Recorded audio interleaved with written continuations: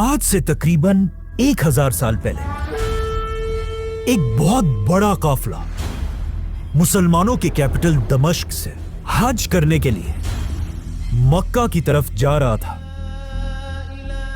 लेकिन जैसे ये काफिला फलस्तीन पहुंचा, इस काफिले पर एक बहुत ही जालिम बादशाह ने हमला कर दिया, काफिले का सारा माल लूट लिया और काफिले के लोगों को टॉर्चर करने लगा, यहां तक कि उसने औरतों को भी नहीं छोड़ा। लेकिन ये इस आदमी की बहुत बड़ी गलती थी, क्योंकि इस काफिले के अंदर पूरे मुसलमान दुनिया की सबसे पावरफुल औरत भी थी। एक आदमी ये खबर लेकर वापस दमिश्क पहुंचा और दमिश्क पहुंचते ही वो सीधा बादशाह के दरबार पहुंचा और उसने बादशाह को बताया कि किस तरह इस जालिम आदमी ने आपकी बहन और मुसलमानों पर जुल्म किए हैं। इस औरत का भाई कोई आम आदमी नहीं था, बल्कि वो पूरी मुसलमान दुनिया का सबसे बड़ा बादशाह था और उसका नाम था सुल्तान सलाहुद्दीन अय्यूबी। अल्लाहु अकबर। और यहां से सलाहुद्दीन अय्यूबी ने फलस्तीन को दोबारा फतह करने की तैयारी शुरू की और कहा जाता है हमले से पहले सलाहुद्दीन फलस्तीन की हिस्ट्री को गौर से पढ़ने लगा। पर वेट, फलस्तीन को तो इससे पहले ही हजरत उमर ने फतह कर लिया था, तो फिर आखिर फलस्तीन मुसलमानों के हाथ से निकला कैसे? फलस्तीन जेरूसलम का इस्लाम के साथ बहुत ही गहरा रिश्ता है, क्योंकि फलस्तीन वो इलाका है जहां अल्लाह ने अपने सबसे ज्यादा पैगंबर भेजे, इब्राहिम अलैहिस्सलाम, दाऊद अलैहिस्सलाम और ईसा अलैहिस्सलाम जैसे पैगंबर। और फलस्तीन के अंदर जेरूसलम वो शहर है जिसे दुनिया के 3 बड़े रिलीजन्स अपनी होली सिटी समझते हैं।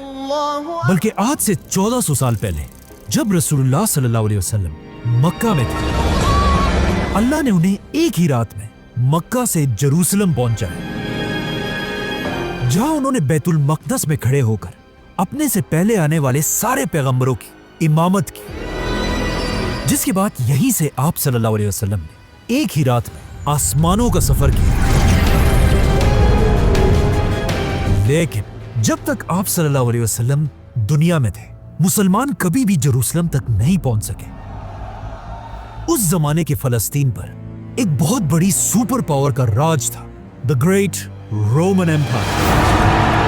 लेकिन आप सल्लल्लाहु अलैहि वसल्लम ने अपनी जिंदगी में मुसलमानों को पहले ये बता दिया था कि एक दिन मुसलमान पैगंबरों के शहर जेरूसलम को जरूर फतह करेंगे। और बिल्कुल ऐसा ही हुआ। आप सल्लल्लाहु अलैहि वसल्लम के बाद पहले खलीफा अबू बकर रज़ियल्लाहु अन्हु ने रोमन एम्पायर पर हमला कर दिया, जिसके बाद दूसरे खलीफा उमर बिन खत्ताब रज़ियल्लाहु अन्हु ने रोमन और पर्शियन एम्पायर को क्रश कर दिया और मुसलमानों की फौजें सीधा फुल स्पीड जेरूसलम के पास पहुंची और जेरूसलम को हर तरफ से घेर लिया। यह देखकर जेरूसलम का लीडर रोमन एम्पायर के बादशाह से मदद की भीख मांगने लगा, लेकिन हजरत उमर ने रोमन एम्पायर की कमर ऐसे तोड़ी थी कि रोमन एम्पायर के बादशाह ने जेरूसलम की कोई मदद नहीं की। यह देखकर जेरूसलम के लीडर ने ऐलान किया कि अगर खलीफा उमर खुद मेरे पास आएगा तो मैं जेरूसलम बगैर किसी जंग के मुसलमानों के सामने सरेंडर कर दूंगा। जब हजरत उमर को मदीना में इस बात का पता चला, उन्होंने फौरन मदीना में हजरत अली को अपनी जगह मुसलमानों का लीडर बनाया और खुद जेरूसलम की तरफ रवाना हुए। जेरूसलम के लीडर ने हजरत उमर की सादगी को देखकर जेरूसलम उनके सामने सरेंडर कर दिया। इस तरह खलीफा उमर रज़ियल्लाहु अन्हु मुसलमानों को लेकर पहली बार एक कतरा भी खून का बहाए बगैर पैगंबरों के शहर जेरूसलम एंटर हुए जिसके बाद हजरत उमर जेरूसलम के अंदर बैतुल मकदस पहुंचे। बैतुल मकदस वही जगह थी जहां इससे हजारों साल पहले सुलेमान अलैहिस्सलाम ने एक बहुत बड़ी मस्जिद बनाई थी, जिसे उसके बाद 2 दफा बहुत ही बुरी तरह तबाह कर दिया गया था। और अब जब खलीफा उमर वहां पहुंचे, वहां कोई भी मस्जिद नहीं थी, बल्कि उसे एक कचरे का ढेर बनाया हुआ था। इसीलिए सबसे पहले हजरत उमर ने यह जगह साफ कराई और फिर यहाँ लकड़ियों से एक छोटी सी सिंपल मस्जिद बनाई। हजरत बिलाल रज़ियल्लाहु अन्हु ने अजान दी और मुसलमानों ने यहाँ पहली बार नमाज पढ़ी। हजरत उमर की ये छोटी सी मस्जिद आज एक बहुत ग्रैंड मस्जिद है, जिसे मस्जिद अल अक्सा कहा जाता है। हजरत उमर के बाद मुसलमानों के नए खलीफा हजरत उस्मान बने, जिन्होंने जेरूसलम शहर को और भी डेवलप किया। यहाँ बड़े बड़े कुएं बनाए और नई सड़कें बनाई। और हजरत उस्मान के दौर में फलस्तीन और इस सारे इलाके के गवर्नर का नाम मुआविया रज़ियल्लाहु अन्हु था। हजरत उस्मान के बाद मदीना के सारे मुसलमानों ने अपना नया खलीफा हजरत अली रज़ियल्लाहु अन्हु को बनाया।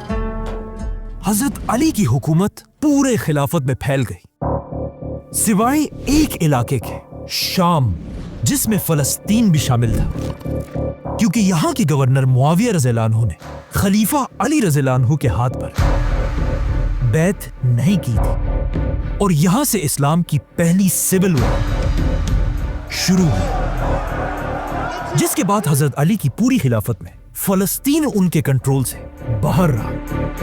हजरत अली के बाद मुसलमानों ने अपना नया खलीफा हजरत हसन रज़ियल्लाहु अन्हु को बनाया।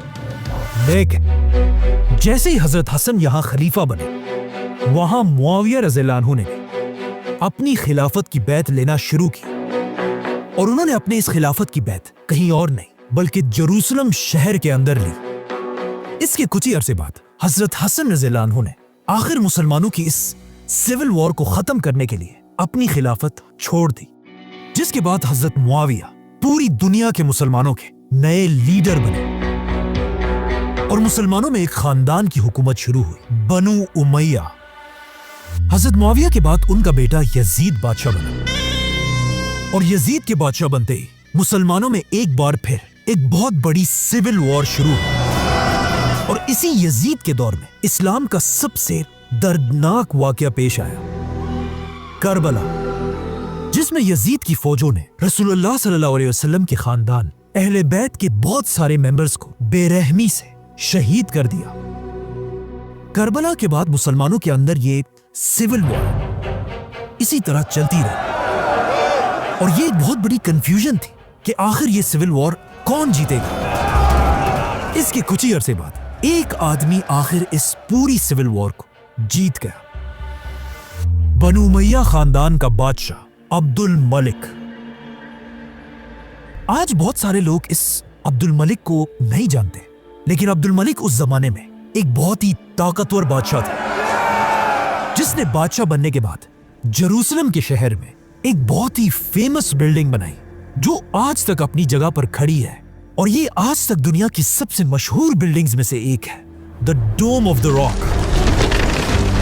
ये building, dome of the rock, पहली इस्लामिक बिल्डिंग थी जिसके ऊपर ऐसा गोल गुंबद डोम बनाया गया था। और यहीं से, इसी बिल्डिंग से मुसलमानों में एक ऐसा ट्रेंड शुरू हुआ जो आज तक चला आ रहा है कि ऑलमोस्ट सारी मस्जिदों पर इसी तरह डोम्स बनाए जाते हैं। कहा जाता है अब्दुल मलिक ने यह बिल्डिंग बनाकर इसके अंदर कुछ कुरान की आयतें लिखी और उसके साथ साथ इस बिल्डिंग के अंदर बड़ा सा अपना नाम लिखवाया, जिसके बाद अब्दुल मलिक ने हजरत उमर की बनाई हुई मस्जिद अल-अक्सा को एक बहुत बड़ी ग्रैंड मस्जिद बनाई। फलस्तीन इसके बाद आने वाले कई सालों तक इसी तरह बनु उमैया खानदान के कंट्रोल में रहा, लेकिन आखिर उमैया खानदान को चैलेंज करने के लिए एक नया खानदान खड़ा हुआ, जिन्होंने तेजी से पूरी उमैया खिलाफत को खत्म कर दिया। और इसी तरह मुसलमानों में एक नई खिलाफत बनी, अब्बासी खिलाफत, जिसके बाद आने वाले कई सालों तक फलस्तीन अब अब्बासियों के कंट्रोल में रहा। लेकिन जैसे कि हमेशा होता है, आहिस्ता आहिस्ता अब्बासी खिलाफत की ताकत टूटने लगी और अब्बासी खिलाफत का कंट्रोल कमजोर होने लगा। इसीलिए आहिस्ता आहिस्ता अब्बासी खिलाफत टूटने लगी और आखिर मुसलमानों की यह खिलाफत कई छोटे छोटे टुकड़ों में बट गई। अब यहां से कहानी थोड़ी मुश्किल होने वाली है। मुसलमान अब जब बहुत सारे छोटे हिस्सों में बट चुके थे, तो इस टूटे हुए खिलाफत में भी मुसलमानों की दो एम्पायर्स ऐसी थी जिनके पास सबसे ज्यादा ताकत थी, और इन दो मुसलमान एम्पायर्स का आपस में कंपटीशन चल रहा था कि इन दोनों में से कौन फलस्तीन पर कब्जा करेगा। तो अब मुसलमान फलस्तीन को फतह करने के लिए आपस में एक दूसरे के साथ ही लड़ रहे थे। इसीलिए आने वाले कई सालों तक फलस्तीन कभी एक एम्पायर के पास होता था और कभी दूसरी एम्पायर के पास। आखिर एक साल इन दो बड़ी एम्पायर्स सल्जूक और फातिमिड्स की फलस्तीन के लिए एक बहुत बड़ी जंग हुई। ये जंग इतनी खतरनाक थी कि इसकी वजह से पैगंबरों का शहर जेरूसलम, जिसे इससे पहले मुसलमान खलीफाओं ने बहुत ज्यादा डेवलप किया था, अब इन मुसलमानों की ही जंगों की वजह से तबाह हो गया। इसकी दीवारें और टावर्स बहुत ही कमजोर हो गए थे। अब जब मुसलमान आपस में एक दूसरे के साथ इतनी बड़ी बड़ी जंगें लड़ रहे थे और लड़ लड़ कर फलस्तीन को बहुत ही कमजोर कर दिया था, मुसलमानों को बिल्कुल पता नहीं था कि उनकी इन्हीं लड़ाइयों की वजह से आगे उनके साथ क्या होने वाला है। जब मुसलमान आपस में लड़ रहे थे, यहां से बहुत दूर यूरोप का सबसे ताकतवर आदमी मुसलमानों की इन जंगों को बहुत ही गौर से देख रहा था। ये वो आदमी था जिसके सामने यूरोप के बड़े बड़े बादशाह अपना सर झुकाते थे, और यूरोप का हर आम आदमी इसे ही अपना लीडर मानता था, और इसका नाम था पोप अर्बन II। जैसे ही वो नया पोप बना, वो अपनी पहली स्पीच के लिए अपने तख्त पर चढ़ा, और अपनी स्पीच में उसने यूरोप के क्रिश्चियंस को जिंदगी का एक नया मकसद दिया, फलस्तीन। ये इतनी इंपॉर्टेंट स्पीच थी कि इसी स्पीच की वजह से आने वाले 200 साल तक मुसलमानों और क्रिश्चियंस के दरमियान तारीख की सबसे बड़ी जंगें हुई, जो आज तक पूरी दुनिया को याद है, और जिनका नाम था द क्रूसेड। पोप अर्बन ने अपनी स्पीच शुरू की। ए लोगों सुनो, आज मैं ये ऐलान करता हूं, यूरोप का जो भी क्रिश्चियन इस नई होली जंग में हमारा साथ देगा, उसकी जिंदगी के पिछले सारे गुनाह माफ कर दिए जाएंगे और वो सीधा जन्नत में जाएगा। पोप की इन बातों ने क्रिश्चियंस के अंदर एक नई आग भड़काई थी, और पोप की इन बातों से क्रिश्चियंस मुसलमानों के साथ एक बहुत बड़ी जंग के लिए तैयार हुए। इस स्पीच के बाद पोप ने अपने खास लोगों को पूरे यूरोप में फैला दिया।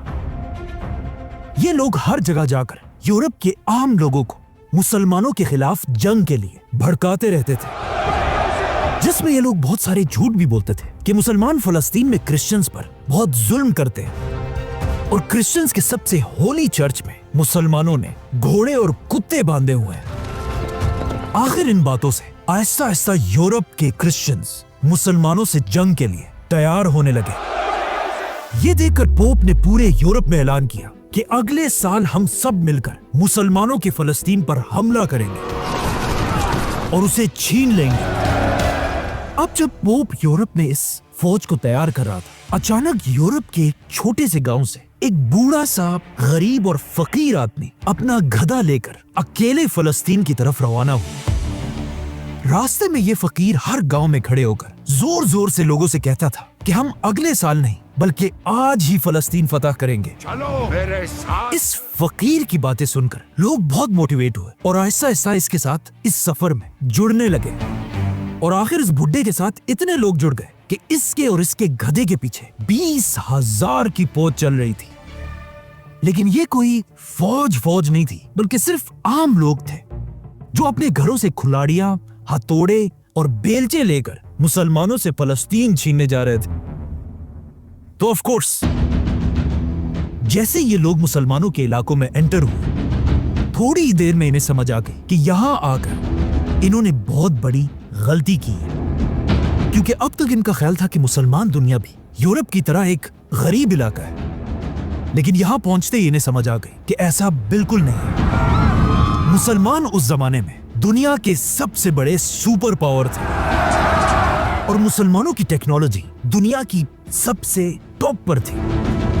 जिस तरह आज यूरोप के शहरों को देखकर मुसलमान हैरान होते हैं, उसी तरह ये लोग उस जमाने में यूरोप से आकर मुसलमानों के शहरों को देखकर हैरान हुए। तो अब अपने बेलचे और कुल्हाड़ियां लेकर जैसे ये लोग थोड़ा आगे बढ़े, अचानक मुसलमानों की ऑर्गेनाइज्ड फौज ने इन्हें हर तरफ से घेर लिया और कुछ ही घंटों में इस 20,000 की फौज को खत्म कर दिया। मुसलमानों ने इनको इतनी आसानी से मारा था कि ये खबर पूरे यूरोप में फैल गई। इसीलिए अगले साल पोप ने ऐसी बेलचे और खिलाड़ियों वाली फौज नहीं, बल्कि एक बहुत बड़ी 1.5 लाख लोगों की ऑर्गेनाइज फौज बनाई। मुसलमानों में इतनी ताकत नहीं थी कि वो एक ही टाइम इतनी बड़ी फौज से लड़ सके, क्योंकि अब मुसलमान वो पुरानी एक खिलाफत नहीं थी, बल्कि बहुत छोटे छोटे हिस्सों में टूट चुके थे। इसीलिए ये फौज यूरोप से रवाना हुई और आहिस्ता आहिस्ता मुसलमानों को मारते हुए फलस्तीन की तरफ बढ़ती गई और तेजी से फलस्तीन के ये सारे इलाके फतह कर लिए। और आखिर मार्च करते करते ये फौज पैगंबरों के शहर जेरूसलम पहुंची और उसे हर तरफ से घेर लिया। जेरूसलम से पहले ही मुसलमानों की आपस की लड़ाइयों की वजह से इतना कमजोर हो चुका था कि अब मुसलमान इसे बचा नहीं सके। और कुछ ही देर में जैसे ये फौज एंटर हुई, उन्होंने सीधा सबसे पहले एक मैसेंजर यूरोप अपने पोप की तरफ भेजा। कहा जाता है कई दिन सफर करके जैसे ये मैसेंजर अपने पोप के पास पहुंचा, इससे कुछ ही देर पहले पोप मर चुका था। मतलब पोप अर्बन ने कभी अपना ख्वाब पूरा होते हुए नहीं देखा। अब तक सबको लग रहा था कि क्रिश्चियंस की ये फौज एक होली फौज है जो अपने लिए नहीं बल्कि अपने खुदा के लिए लड़ रही है। लेकिन यहां पर सबको समझ आने लगी कि ये क्रूसेडर्स कोई होली फौज नहीं बल्कि एक टेररिस्ट ऑर्गेनाइजेशन है, क्योंकि कहा जाता है जेरूसलम पर कब्जे के बाद क्रूसेडर्स ने सिर्फ 10 दिन के अंदर अंदर 1 लाख मुसलमानों को शहीद कर दिया, जिसमें औरतें, बच्चे और बड़े बड़े स्कॉलर्स भी शामिल थे। कहा जाता है मस्जिद अक्सा और उसके आसपास मुसलमानों का इतना खून बह रहा था कि अगर कोई इस खून में खड़ा हो जाए तो ये खून उसके घुटनों तक पहुंचता था। फलस्तीन के यहूदी भी जो अब तक मुसलमानों के अंडर बहुत अच्छी जिंदगी गुजार रहे थे, इन क्रूसेडर्स ने उन्हें भी नहीं छोड़ा और जेरूसलम के यहूदियों को भी मारने लगे। कहा जाता है इनसे जान बचाकर यहूदियों के औरतें और बच्चे अपने टेंपल में छुप गए और दरवाजे बंद कर दिए। लेकिन ये देखकर क्रूसेडर्स ने इन्हें निकालने के बजाय बाहर से पूरे टेंपल को ही आग लगा दी और सारे यहूदी जलकर राख हो गए। अब जब मुसलमान और यहूदी मर चुके थे तो क्रूसेडर्स के ये सारे जुल्म खुद अपने क्रिश्चियंस ने ही लिखे हैं। एक क्रूसेडर खुद कहता है कि उस दिन हमने इतने मुसलमानों को मारा था कि मुसलमानों के खून से हमारे जिस्म लाल हो चुके थे, और फिर इसी तरह खून से भरे हुए हम अपने चर्च गए और वहां हमने अपने खुदा से कहा कि आज हमने मुसलमानों से अपना बदला पूरा कर दिया है। इस तरह वो जेरूसलम जिसे इससे 400 साल पहले खलीफा उमर बिन खत्ताब रज़ियल्लाहु अन्हु ने एक कतरा खून का बहाए बगैर फतह किया था, आज 400 साल बाद इन क्रिश्चियंस ने लाखों लोगों को मारकर उसे मुसलमानों से छीन लिया।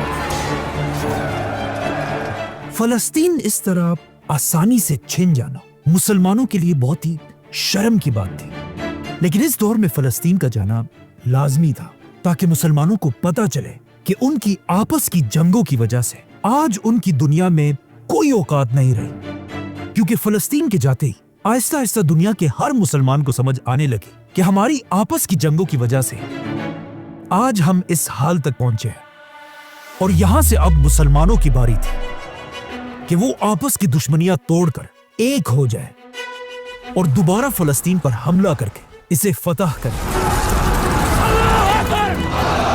और ऐसा ही हुआ।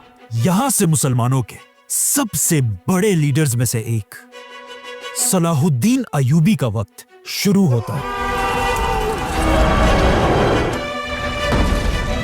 लेकिन वेट, सलाहुद्दीन वो अकेला आदमी नहीं था जिसने जेरूसलम को दोबारा फतह करने की कोशिश की थी, बल्कि सलाहुद्दीन अयूबी से पहले भी कुछ बादशाह ऐसे थे जो फलस्तीन के लिए इन क्रूसेडर्स से लड़े थे।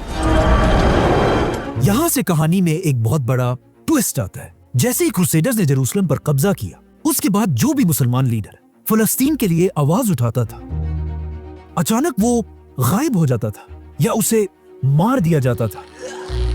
इसीलिए अचानक मुसलमान दुनिया में बड़े बड़े जनरल्स और लीडर्स बिल्कुल खामोशी से कत्ल होने लगे। किसी को समझ नहीं आ रही थी कि आखिर ये हो क्या रहा है और ये कर कौन रहा है। लेकिन चाहे जितना भी बड़ा आदमी हो, उसे आसानी से मार दिया जाता था। तो अब क्वेश्चन ये है, आखिर ये लोग थे कौन? इन लोगों को जाना जाता था इनके बहुत ही यूनिक नाम से, अल हशाशून, जिन्हें इंग्लिश में कहा जाता था द असैसिन्स।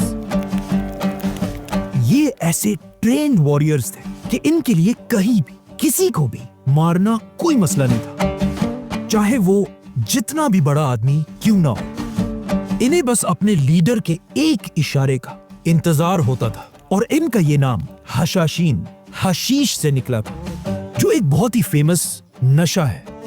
और इन्हें ये इसलिए कहा जाता था क्योंकि जब भी ये अपने टारगेट पर हमला करते थे, उससे पहले इन्होंने बहुत ज्यादा हशीश का नशा किया होता था। और कहा जाता है अपने टारगेट को मारते ही ये सब अपने हेडक्वार्टर में जमा होते थे और फिर वहां एक बहुत बड़ी हशीश पार्टी होती थी। इन हशाशीन ने मुसलमानों के छोटे जनरल से लेकर खलीफाओं तक को असैसिनेट किया था।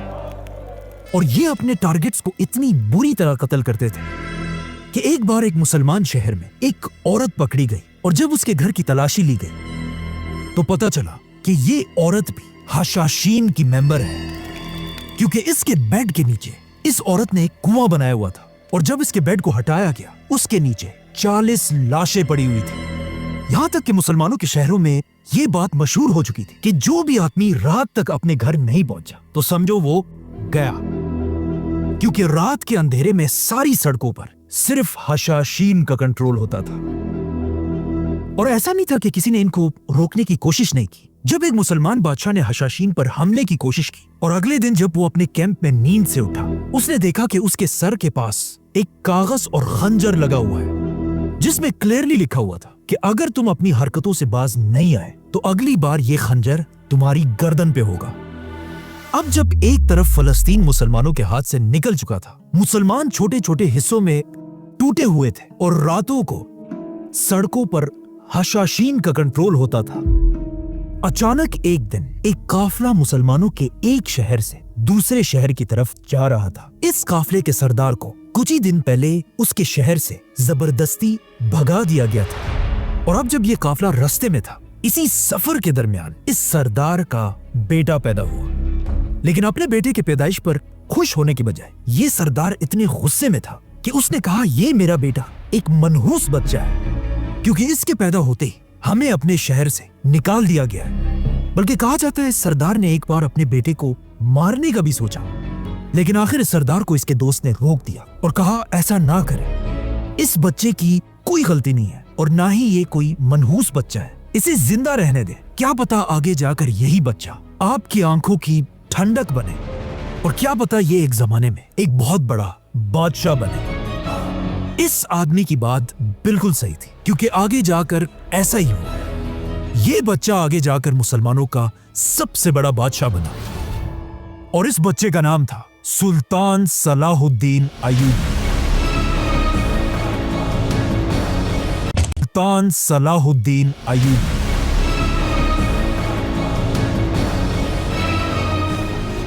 इसी तरह ये काफिला आगे बढ़ता रहा और आखिर एक नए इलाके में एंटर हुआ और इस नए इलाके पर जंगियों का राज था। और उसी नई एम्पायर में आहिस्ता आहिस्ता सलाहुद्दीन बड़ा होता गया صلاح الدین جب بڑا ہو رہا تھا، مسلمان دنیا کمزور تو تھی، لیکن اب بھی دنیا میں اسلام کا گولڈن ایج چل رہا تھا، اور مسلمانوں کے ہر شہر میں بڑی بڑی لائبریریز تھی، اور دنیا کے سب سے بڑے اسکالرز مسلمان ہی تھے۔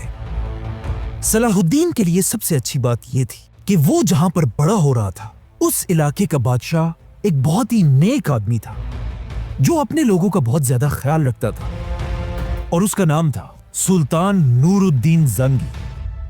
نور الدین وہ بادشاہ تھا جس نے فلسطین دوبارہ فتح کرنے کی سب سے بڑی کوشش کی تھی۔ اسی لیے نور الدین نے پوری دنیا سے مسلمانوں کے بڑے بڑے اسکالرز کو اپنے کیپٹل دمشق بلایا تھا، تاکہ یہ اسکالرز مسلمانوں کی نئی جنریشن کو، مطلب اس زمانے کی جین زی کو، اسلام کے بڑے بڑے ہیروز کے بارے میں سکھا سکیں، اور ان کے ذہنوں میں یہ خواب ڈال سکیں کہ ایک دن وہ جیروسلم کو دوبارہ فتح کریں۔ اب جب یہ اسکالرز نئی جنریشن کو پڑھا رہے تھے، انہی بچوں میں سے ایک صلاح الدین ایوبی بھی تھا، اور یہیں سے صلاح الدین کو اپنی زندگی کا مقصد ملا۔ یہ وہی جگہ تھی جہاں صلاح الدین نے پہلی بار کتابوں میں رسول اللہ صلی اللہ علیہ وسلم کے بارے میں پڑھا کہ کس طرح انہوں نے مشکلوں سے نکل کر مدینہ کی ریاست بنائی تھی، کس طرح ابو بکر رضی اللہ عنہ ہر مشکل وقت میں آپ صلی اللہ علیہ وسلم کے ساتھ کھڑے تھے، کس طرح خلیفہ عمر بن خطاب رضی اللہ عنہ نے اس زمانے کی سپر پاورز کو کرش کر دیا تھا، کس طرح عثمان رضی اللہ عنہ نے اپنی ساری دولت آپ صلی اللہ علیہ وسلم کے قدموں میں بچھا دی تھی، اور کس طرح مولا علی رضی اللہ عنہ اسلام کی ہر جنگ میں شیر کی طرح لڑے تھے۔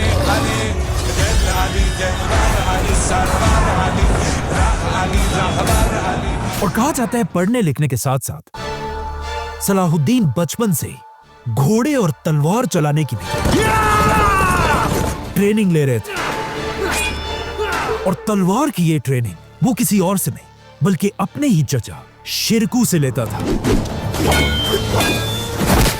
صلاح الدین کا یہ چچا شرکو کوئی عام آدمی نہیں بلکہ اس زمانے کے سب سے بڑے بادشاہ نور الدین زنگی کا ایک بہت بڑا اور خاص جنرل تھا۔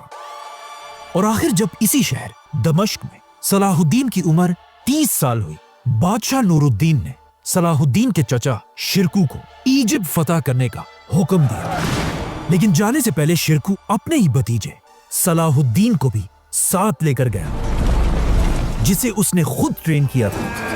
اب جب صلاح الدین اور اس کے چچا ایک بہت بڑی فوج لے کر ایجپٹ کی طرف جا رہے تھے، یہاں پر مسئلہ یہ تھا کہ ایجپٹ کی فوج بہت ہی بڑی تھی، اسی لیے شرکو کی فوج میں کچھ لوگ گھبرانے لگے، جسے دیکھ کر صلاح الدین اور شرکو نے سارے جنرلز کی میٹنگ بلائی۔ اس میٹنگ میں کچھ جنرلز بار بار شرکو سے کہہ رہے تھے کہ ہمیں یہ جنگ نہیں کرنی چاہیے کیونکہ سامنے ایجپٹ کی فوج ہم سے بہت زیادہ بڑی ہے۔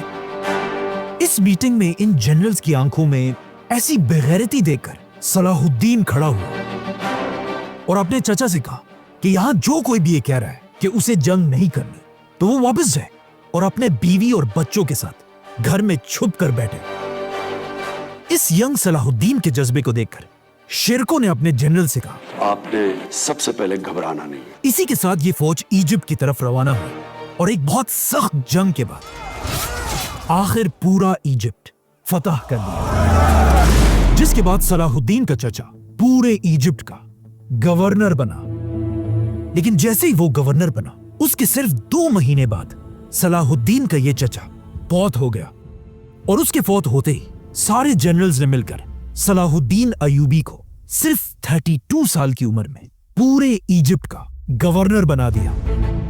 اب جب صلاح الدین ایجپٹ میں نور الدین زنگی کا گورنر بنا، اسی کے ساتھ نور الدین زنگی پوری اسلامک دنیا کا سب سے بڑا بادشاہ بنا، اور اب وقت آ چکا تھا کہ فائنلی نور الدین اپنے خواب کو پورا کرنے کے لیے آگے بڑھے اور فلسطین کو دوبارہ فتح کرے۔ جس کے بعد کہا جاتا ہے نور الدین زنگی نے ایک بہت خوبصورت منبر تیار کرایا اور سب سے کہا کہ جب میں فلسطین فتح کروں گا، انشاءاللہ میں خود ये मिंबर मस्जिद अक्सा के अंदर रखवाऊंगा। तो अब जब नूरुद्दीन हमले की तैयारियां कर ही रहा था, अचानक एक दिन उसकी तबीयत खराब होने लगी और इसके कुछ ही दिन बाद नूरुद्दीन इस दुनिया से चला गया और वो फलस्तीन फतह करने का अपना ख्वाब पूरा नहीं कर सका। नूरुद्दीन के जाने के बाद वही हुआ जो खिलाफत राशिदा के बाद मुसलमानों में हमेशा होता है।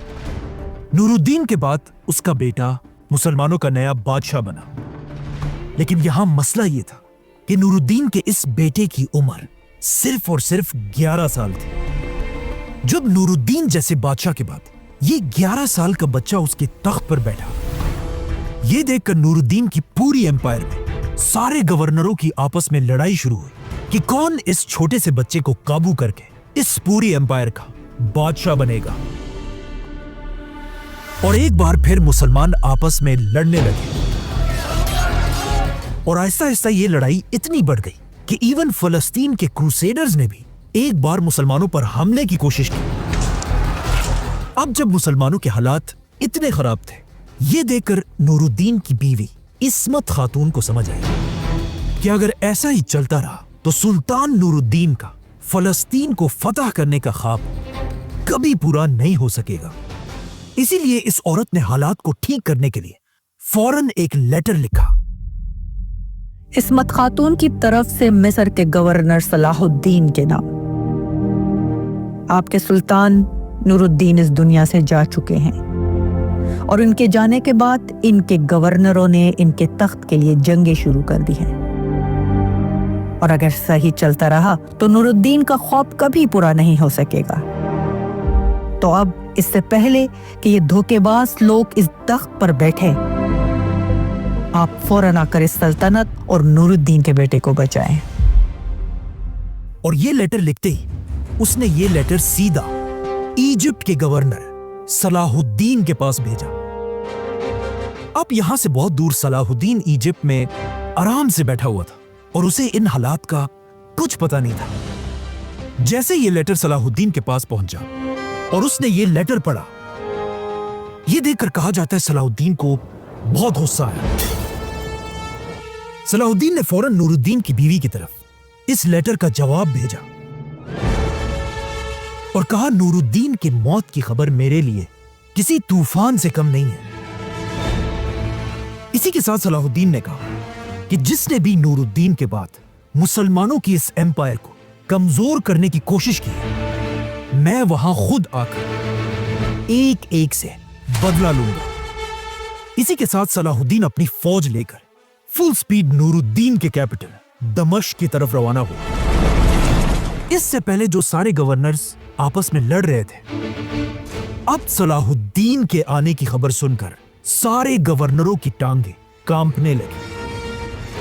कुछ कैपिटल छोड़कर भाग गए, कुछ ने हथियार फेंककर सरेंडर कर दिया और आखिर जैसे ही सलाहुद्दीन दमश्क की गेट के सामने पहुंचा, बगैर किसी भी शोर शराबे के दमश्क के लोगों ने सलाहुद्दीन के लिए गेट्स खोल दिए। सलाहुद्दीन दमश्क एंटर हुआ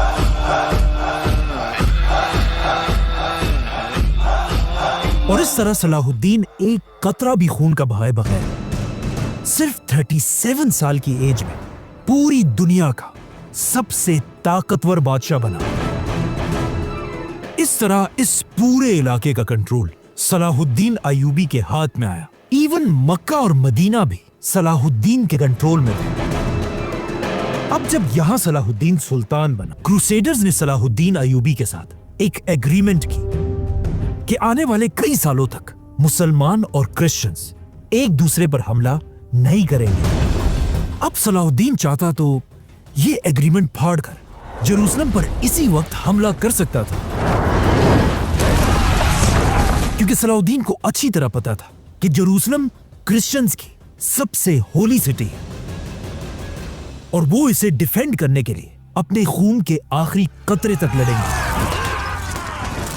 इसीलिए सलाहुद्दीन ने ये एग्रीमेंट साइन कर ली और जेरूसलम पर हमले से पहले सलाहुद्दीन ने अपना रुख मुसलमानों की तरफ किया कि वो मुसलमानों की आपस की जंगें खत्म करके मुसलमानों को यूनाइट कर सके। जिसके बाद सलाहुद्दीन की फौजें हर तरफ फैल गई और एक के बाद एक किला फतह करने लगी। इसी के साथ सलाहुद्दीन ने हर तरफ बड़े बड़े मुसलमान स्कॉलर्स को फैला दिया ताकि ये स्कॉलर्स जाकर मुसलमानों की यंग जनरेशन को मोटिवेट करें कि वो मुसलमानों की आपस की जंगें छोड़कर फलस्तीन के बारे में सोचें, जिससे आहिस्ता आहिस्ता यंग मुसलमानों के जहनों में एक बहुत बड़ा चेंज आने लगा। और कहा जाता है आहिस्ता आहिस्ता सलाहुद्दीन की वजह से मुसलमान दुनिया में एक वक्त ऐसा भी आया कि हर मुसलमान की जबान पर सिर्फ 2 ही वर्ड्स थे, जेरूसलम और जंग। तो अब इस तरह जब सलाहुद्दीन हर तरफ मुसलमानों को यूनाइट करने की कोशिश कर रहा था, अचानक एक दिन जब सलाहुद्दीन एक जंग के दौरान अपने कैंप में था, अचानक कैंप के बाहर कुछ आवाजें आई। 3 खतरनाक हशाशीन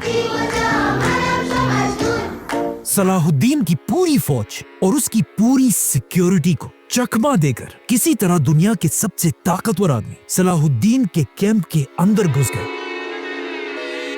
एक ने सीधा जाकर सलाहुद्दीन के सर पर हमला किया, लेकिन सलाहुद्दीन अपनी हेलमेट की वजह से बच गया।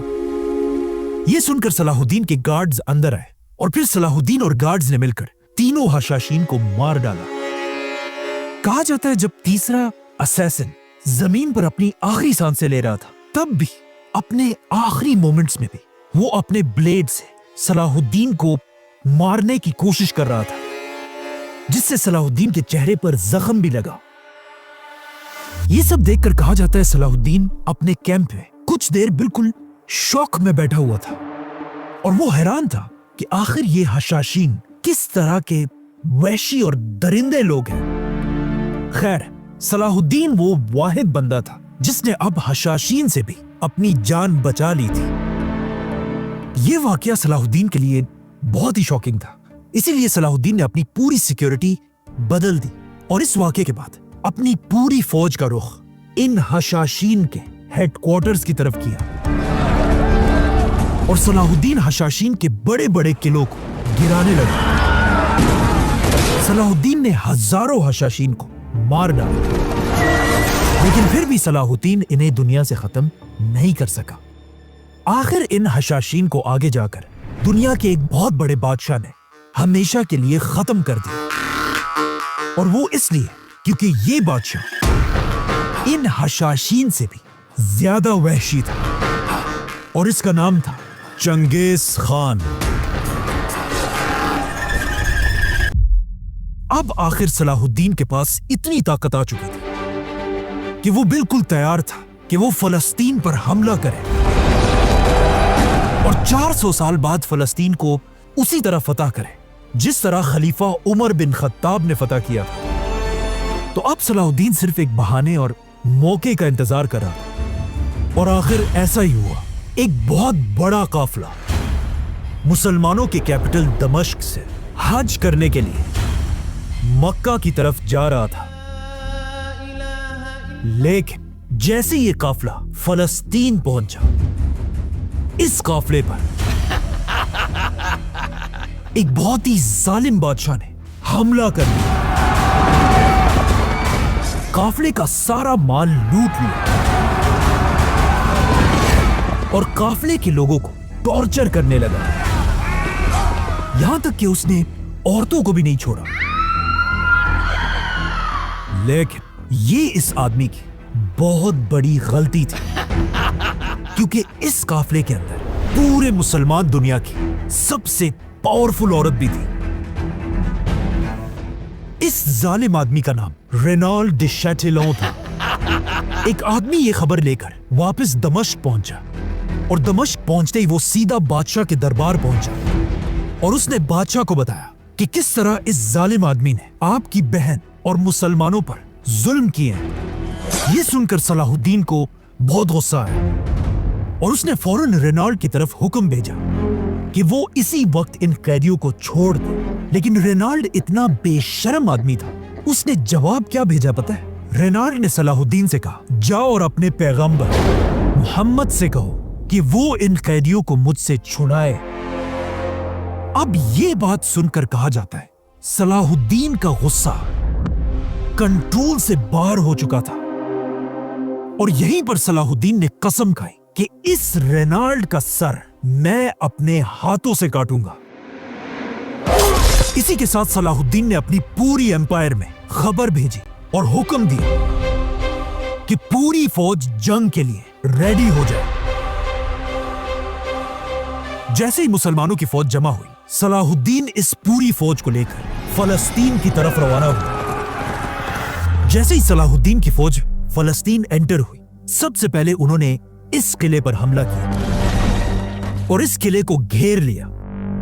ये एक ऐसा किला था जिसके पीछे साफ पानी का एक बहुत बड़ा तालाब था। जैसे ही मुसलमानों की फौज यहां पहुंची, वहां जेरूसलम में भी क्रूसेडर्स का अब नया बादशाह आ चुका था और उसने भी क्रिश्चियंस की फौज को रेडी होने का हुक्म दिया। और जैसे ही फौज तैयार हुई, जेरूसलम का बादशाह ये फौज लेकर सलाहुद्दीन की तरफ रवाना हुआ। लेकिन अब यहां मसला यह था कि इस क्रूसेडर फौज ने जुलाई के महीने में फलस्तीन के गर्म डेजर्ट को क्रॉस करके सलाहुद्दीन तक पहुंचना था और ऊपर से इस पूरे रास्ते में इस इतनी बड़ी फौज के लिए बहुत ही कम पानी के कुएं थे। इसीलिए जाने से पहले क्रूसेडर्स के बादशाह ने अपने सारे जनरल्स की मीटिंग बुलाई और अपने इन जनरल से पूछा कि हमें क्या करना चाहिए। जहां कुछ समझदार जनरल्स ने कहा कि हमें इस गर्म डेजर्ट में मरने के बजाय यहीं पर बैठकर सलाहुद्दीन का इंतजार करना चाहिए। लेकिन ये सुनकर इनका वही जालिम गवर्नर रेनाल्ड चीख उठा और कहा कि नहीं, बल्कि हमें खुद जाकर सलाहुद्दीन पर हमला करना चाहिए, क्योंकि खुदा की मदद हमारे साथ है। और वैसे भी वहां किले के पास पानी का इतना बड़ा तालाब है कि वहां पहुंचकर हम सब आराम से पानी पी लेंगे। आखिर इस मीटिंग में रेनाल्ड की बात मानी गई और क्रूसेडर्स जुलाई के महीने में इस गर्म डेजर्ट को क्रॉस करने लगे और बगैर किसी पानी के इसी तरह ये फौज डेजर्ट में चलती रही। लेकिन इन सब के दिलों में एक ही उम्मीद थी कि इस रास्ते के एंड में ये सब उस तालाब से पानी पी सकेंगे। आखिर कई दिनों तक इसी तरह सफर करके ये फौज तालाब के करीब पहुंच गई। इस फौज को दूर से तालाब दिखने लगा, लेकिन जैसे ये फौज थोड़ी आगे बढ़ी, इस फौज के हर सोल्जर ने देखा कि इनके और तालाब के दरमियान सुल्तान सलाहुद्दीन की पूरी फौज खड़ी है। असल में इससे पहले ही सलाहुद्दीन को अच्छी तरह पता था कि जब ये क्रूसेडर्स यहां पहुंचेंगे, ये बहुत ही थके हुए और प्यासे होंगे। इसीलिए सलाहुद्दीन ने पहले से अपनी पूरी फौज को पानी के सामने खड़ा कर दिया था। तो अब अगर इन क्रूसेडर्स ने पानी पीना था तो उन्हें पहले सलाहुद्दीन की फौज से गुजर कर जाना था। इसीलिए इन प्यासे क्रूसेडर्स ने मुसलमानों पर हमला कर दिया। क्रिश्चियंस की फौज मुसलमानों से बड़ी थी, इसीलिए यहां पर हित्तीन की जमीन पर एक बहुत बड़ी और खतरनाक जंग शुरू हुई और क्रूसेडर्स कोशिश कर रहे थे किसी तरह वो उस पानी तक पहुंच जाए, लेकिन सलाहुद्दीन ने उन्हें ऐसा करने नहीं दिया और आहिस्ता आहिस्ता सलाहुद्दीन की फौज क्रिश्चियंस को घेरने लगी। कहा जाता है ये सब कुछ ऊपर से सलाहुद्दीन अयूबी देख रहा था। जैसे ही मुसलमानों की फौज ने उन्हें घेरा, सलाहुद्दीन के बेटे ने उनसे कहा कि अब्बा जान मुबारक हो, आप ये जंग जीत रहे हैं। लेकिन सलाहुद्दीन ने अपने बेटे से कहा नहीं, जब तक उनके बादशाह का कैंप अपनी जगह पर खड़ा है, हम ये जंग नहीं जीते। वहां जंग में मुसलमान और भी क्रिश्चियंस को पीछे धकेलने लगे और जंग के दरमियान झाड़ियों को आग लगाने से हर तरफ धुआं फैला हुआ था। यह देखकर सलाहुद्दीन के बेटे ने उनसे दोबारा कहा, अब्बा जान मुबारक हो, हम जीत रहे हैं। लेकिन सलाहुद्दीन ने फिर वही बात कही कि जब तक बादशाह का कैंप खड़ा है, हम नहीं जीते। आखिर मुसलमानों की फौज ने ऑर्गेनाइज होकर क्रिश्चियंस को हर तरफ से घेर लिया और कुछ ही देर में हजारों क्रूसेडर्स मरने लगे और आहिस्ता आहिस्ता मुसलमानों ने उनके बादशाह को भी घेर लिया।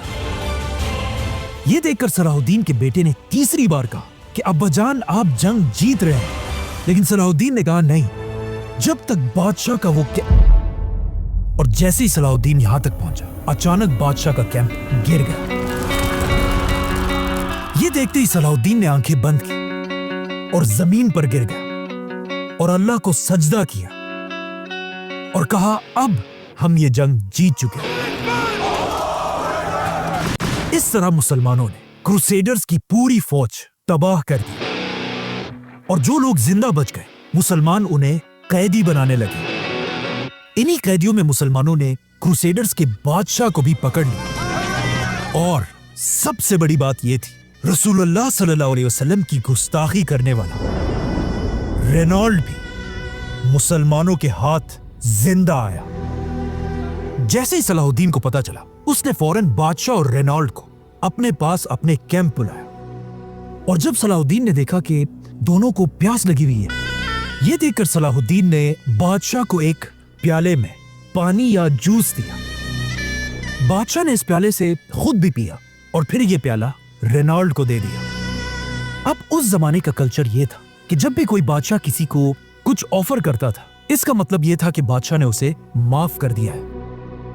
लेकिन अब जब रेनॉल्ड ने भी इस प्याले से पिया, यह देखकर सलाहुद्दीन को गुस्सा आया और उसने गुस्से में रेनॉल्ड से कहा कि हम अपने मेहमानों का बहुत ख्याल रखते हैं, लेकिन तुम मेरे मेहमान नहीं हो और यह प्याला मैंने तुम्हें नहीं बल्कि तुम्हारे बादशाह ने दिया है। और फिर सलाहुद्दीन ने रेनॉल्ड से कहा कि तुम वो आदमी हो जिसने हमारे पैगंबर मोहम्मद सल्लल्लाहु अलैहि वसल्लम की गुस्ताखी की थी और अब मैं पूरी उम्मत की तरफ से तुमसे इसका बदला लूंगा। लेकिन सलाहुद्दीन में सब्र भी इतना ज्यादा था कि रेनॉल्ड को मारने से पहले सलाहुद्दीन ने उसे कहा कि गुस्ताखी तो तुमने की है, लेकिन अगर तुम इस्लाम कबूल करके तौबा कर लो तो मैं तुम्हें माफ कर दूंगा।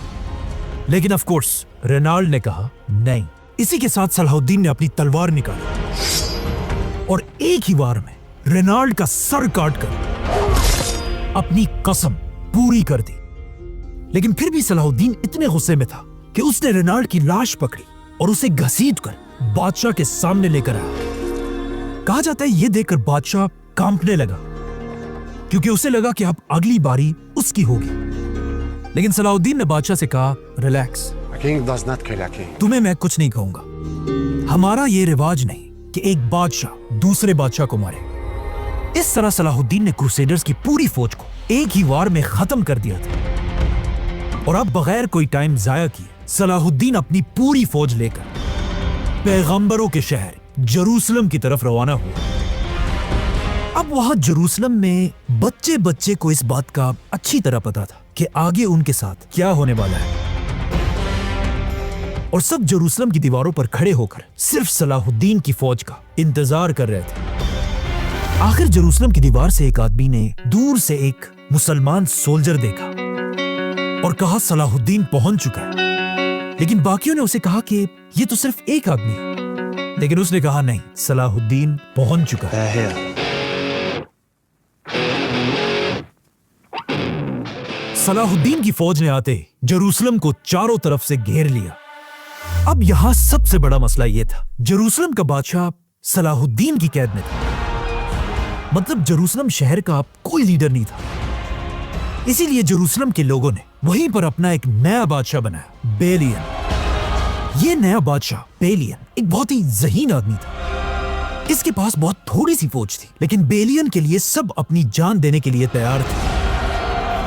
यह देखकर सलाहुद्दीन ने इस जनरल की तरफ एक मैसेज भेजा और कहा, यह शहर जेरूसलम हम मुसलमानों और तुम क्रिश्चियंस के लिए, सब के लिए एक होली सिटी है। इसीलिए मैं नहीं चाहता कि यहां हम कोई खून बहाए। तुम्हें भी पता है ये जंग तुम जीत तो नहीं सकते, तो अब अच्छा यही होगा कि हथियार फेंको और सरेंडर कर दो। लेकिन जेरूसलम के इस नए बादशाह ने सलाहुद्दीन की बात नहीं मानी। तो ऑफ कोर्स क्या होना था, सलाहुद्दीन की फौज ने फुल ताकत से हमला किया। लेकिन जेरूसलम के अंदर क्रिश्चियंस भी बहादुरी से लड़ रहे थे। मुसलमान इसलिए बहादुरी से लड़ रहे थे कि पिछले ऑलमोस्ट 90 इयर्स से जेरूसलम की मस्जिद अक्सा में कोई अजान नहीं दी गई थी, बल्कि मस्जिद अक्सा को इन्होंने एक घोड़े बांधने की जगह बनाई थी। और पिछले 90 इयर्स में ये मुसलमानों के पास पहला मौका था कि वो इस शहर को दोबारा फतह करें। लेकिन सामने क्रिश्चियंस इसलिए बहादुरी से लड़ रहे थे क्योंकि उन्हें पता था कि 90 साल पहले जब इन्होंने इस शहर को फतह किया था तो उन्होंने मुसलमानों पर कितना जुल्म किया था। 1,00,000 मुसलमानों को मारा था। तो अब इन क्रिश्चियंस का ख्याल था कि अगर मुसलमान इस सिटी को फतह करेंगे, वो भी हमसे एक एक मुसलमान का बदला लेंगे। इसीलिए दोनों फौजें अपनी फुल ताकत के साथ खून के आखिरी कतरे तक लड़ रहे थे। अगले 5 दिन तक सलाहुद्दीन की तोपें इसी तरह हमला करती रहीं और आखिर 5 दिन की सख्त लड़ाई के बाद फाइनली सलाहुद्दीन की एक तोप ने जेरूसलम की दीवार का एक हिस्सा गिरा दिया।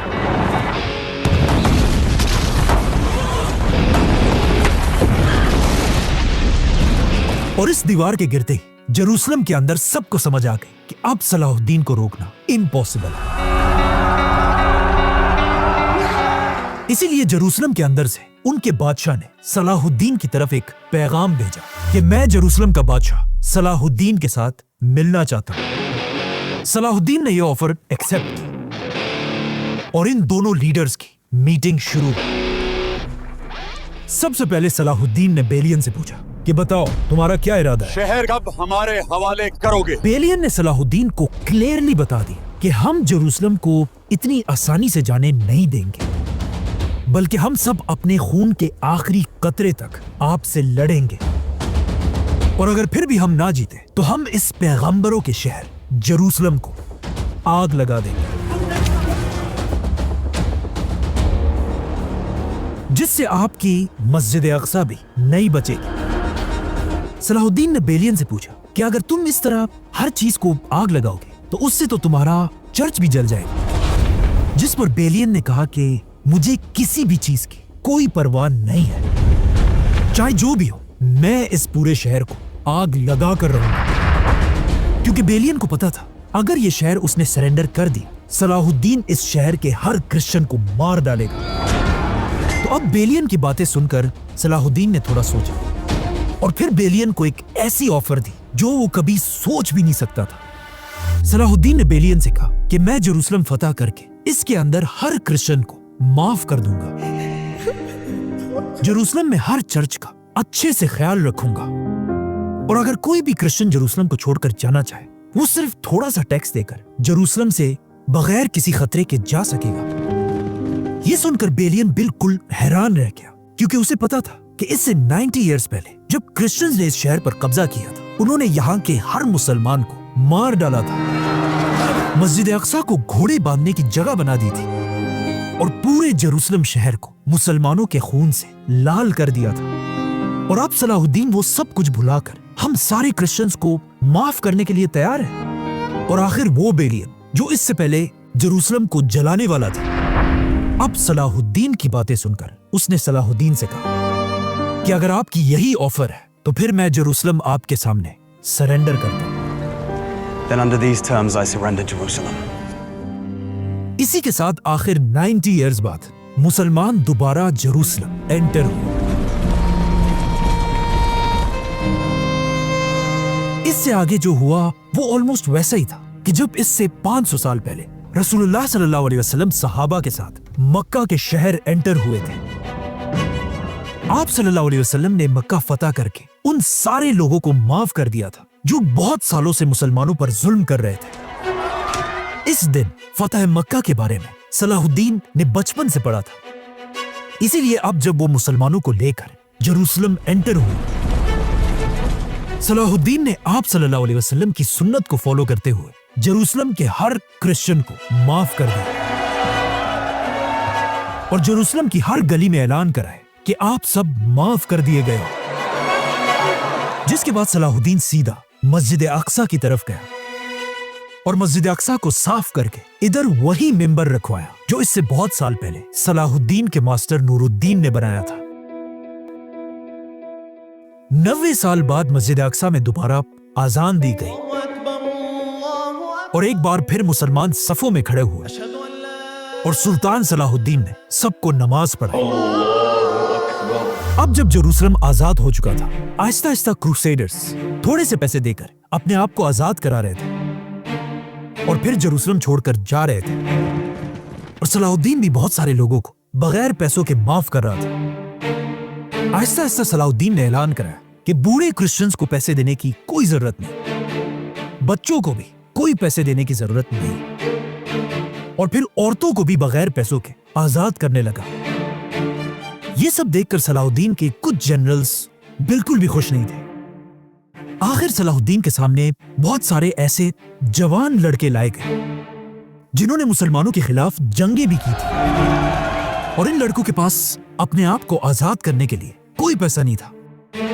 तो अब सलाहुद्दीन ने इन्हें गुलाम बनाने के बजाय सलाहुद्दीन वापस अपने कैंप के अंदर गया, और कैंप के अंदर सलाहुद्दीन का अपना पर्सनल जितना भी सोना पड़ा था उसे लेकर बाहर आया, और फिर अपने पैसों से एक एक क्रिश्चियन को आजाद कराने लगा। ये देखकर सलाहुद्दीन का भाई भी अपना सोना लेकर आया, और उसने 1000 क्रिश्चियंस को आजाद किया। आगे जाकर इन्हीं क्रिश्चियंस ने सलाहुद्दीन की ये बातें पूरी यूरोप में फैलाई, जिसकी वजह से आज तक पूरा यूरोप सलाहुद्दीन को एक हीरो मानता है। Saladin, protect the Christian churches. And Saladin goes, I don't care. We're not massacred. They are. They do this. We don't. और सिर्फ यही नहीं, बल्कि कहा जाता है एक टाइम ऐसा भी था कि सलाहुद्दीन एक क्रिश्चियन औरत के बच्चे को ढूंढने के लिए जेरूसलम के बाजारों में खुद फिर रहा था। अब जब ये सारे क्रिश्चियन जेरूसलम को छोड़कर जा रहे थे, इन क्रिश्चियंस में जेरूसलम का लीडर बेलियन भी था। लेकिन जाने से पहले सलाहुद्दीन ने उसे अपने पास बुलाया और उसे कहा कि आप सब जेरूसलम छोड़कर जा तो रहे हैं, लेकिन याद रखें ये सिटी हमारी तरह आपके लिए भी होली सिटी है, और आप सारे क्रिश्चियंस जब भी दोबारा जेरूसलम आना चाहे, जेरूसलम के दरवाजे हमेशा आपके लिए खुले होंगे। इस तरह एक बार फिर सलाहुद्दीन की लीडरशिप में मुसलमान, क्रिश्चियंस और यहूदी सब मिलकर बिल्कुल अमन के साथ जेरूसलम में रहने लगे। इस तरह खलीफा उमर रज़ियल्लाहु अन्हु के बाद सुल्तान सलाहुद्दीन ने एक बार फिर जेरूसलम फतह कर लिया, जो मुसलमानों के लिए तो एक बहुत ही खुशी और जश्न की बात थी। लेकिन यहां से बहुत दूर यूरोप में हर तरफ मातम छाया हुआ था, बल्कि लोग इतने शौक में थे कि कहा जाता है जब मुसलमानों की जीत की खबर यूरोप के पोप तक पहुंची, पोप इस खबर के कुछ ही दिन बाद मर गया। इसीलिए नए पोप ने आते ही दोबारा पूरे यूरोप में ऐलान किया कि हम फलस्तीन को इतनी आसानी से नहीं जाने दे सकते, बल्कि हम सब मिलकर सलाहुद्दीन से बदला लेंगे। और इस नई जंग के लिए पोप ने एक बहुत बड़ी फौज बनाना शुरू की, बल्कि इस फौज को फंड करने के लिए पोप ने यूरोप की गरीब आवाम पर एक नया टैक्स लगाया, जिसका नाम था सलादिन टैक्स। मतलब यूरोप का हर आदमी अपने पैसों का 10% पोप को देगा, ताकि वो सलादिन से दोबारा फलस्तीन छीन सके।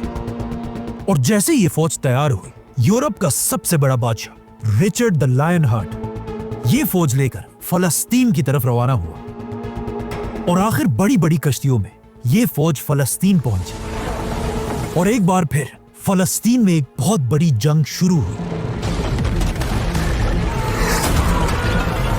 जिसके बाद अगले 5 साल तक सलाहुद्दीन इसी तरह जेरूसलम को डिफेंड करता रहा। लेकिन आखिर 5 साल तक लड़ने के बाद भी क्रूसेडर सलाहुद्दीन से ये जंग नहीं जीत सके, और आखिर 5 साल बाद क्रूसेडर्स ने हार मान ली और सिर्फ 2-3 किलो के अलावा पूरा फलस्तीन खाली करके वापस यूरोप की तरफ चले गए।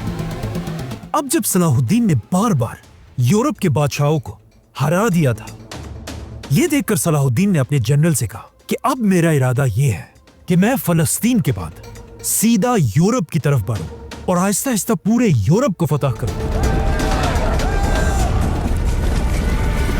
लेकिन अब जब सलाहुद्दीन यूरोप पर हमले की तैयारी कर रहा था, उसके सिर्फ 1 साल बाद अचानक सलाहुद्दीन की तबीयत खराब होने लगी और सलाहुद्दीन की जिंदगी के आखिरी दिन करीब आने लगे। कहा जाता है सलाहुद्दीन ने मरने से पहले अपने भाई और बेटों को बुलाया और उनसे कहा, याद रखना मैंने जिंदगी में जो भी किया है सिर्फ और सिर्फ अल्लाह को खुश करने के लिए किया है। और फिर कहा, मेरे बेटों याद रखना मेरे बाद मुसलमानों पर जुल्म मत करना। और इस तरह सुल्तान सलाहुद्दीन अय्यूबी इस दुनिया से चले गए। कहा जाता है सलाहुद्दीन की मौत की खबर पूरी दुनिया में फैल गई और मुसलमान ऐसे रो रहे थे कि कोई आम बादशाह नहीं बल्कि कोई अजीम खलीफा दुनिया से गया हो। फौत होने के बाद जब सलाहुद्दीन के माल का हिसाब लगाया गया, सलाहुद्दीन के पास एक सोने के सिक्के और कुछ सिल्वर कॉइन्स के अलावा और कुछ भी नहीं था। जिसके बाद सुल्तान सलाहुद्दीन को उसी के कैपिटल दमिश्क में दफना दिया गया और सलाहुद्दीन की कब्र आज भी उसी तरह मौजूद है। सलाहुद्दीन ने फलस्तीन को ऐसे फतह किया कि आने वाले कई सदियों तक सिर्फ मुसलमान नहीं बल्कि यूरोप के क्रिश्चियंस भी सलाहुद्दीन को एक हीरो मानते थे। और खलीफा उमर रज़ियल्लाहु अन्हु के बाद अब सलाहुद्दीन ने फलस्तीन ऐसे फतह किया था कि अगले 700 ईयर्स तक कोई भी मुसलमानों से दोबारा फलस्तीन नहीं छीन सका। लेकिन आखिर 700 साल बाद जब फलस्तीन पर उस्मानिया खिलाफत का राज था,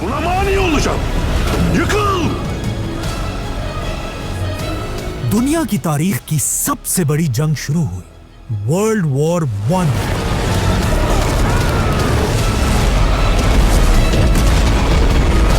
इस वर्ल्ड वॉर में उस्मानिया खिलाफत ने उस जमाने की एक सुपर पावर जर्मनी का साथ दिया और दोनों साथ मिलकर जंग लड़ रहे थे।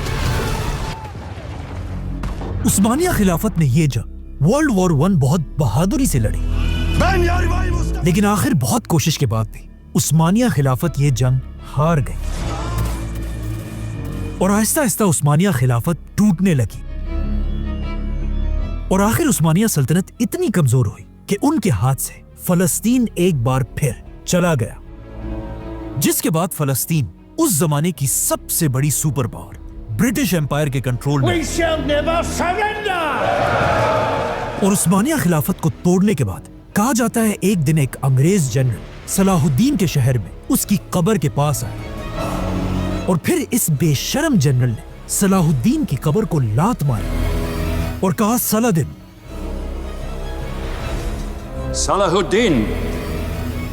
we are back. इसी तरह उस्मानिया खिलाफत के टूटने के कुछ ही अरसे बाद फलस्तीन एक बार फिर मुसलमानों के हाथ से छीन लिया गया और फलस्तीन में पहली बार एक नई रियासत बनी, इजराइल। और आज से कुछ साल पहले जब अमेरिका ने मुसलमान कंट्रीज पर हमला किया,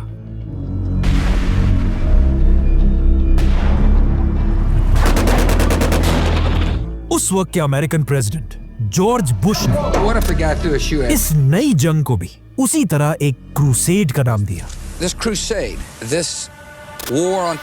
पिछली बार जब फलस्तीन मुसलमानों से छीना गया था, उसे फिर 90 इयर्स बाद सुल्तान सलाहुद्दीन ने दोबारा फतह किया था। इस बार फलस्तीन के जाने के ऑलमोस्ट 80 इयर्स पूरे हो चुके हैं। हो सकता है आज हम इतने कमजोर हैं कि हम अपना पुराना रिकॉर्ड भी तोड़ दें। और या हो सकता है ऐसा ना हो, क्योंकि क्या पता आज भी एक सलाहुद्दीन पैदा हो चुका है। जो भी हो, एक बात क्लियर है, सारी दुनिया के मुसलमानों की नजरें उसी आदमी की तलाश में है जो खलीफा उमर बिन खत्ताब रज़ियल्लाहु अन्हु और सुल्तान सलाहुद्दीन अय्यूबी के बाद एक बार फिर मुसलमानों के लिए फलस्तीन फतह करेगा। सब्सक्राइब।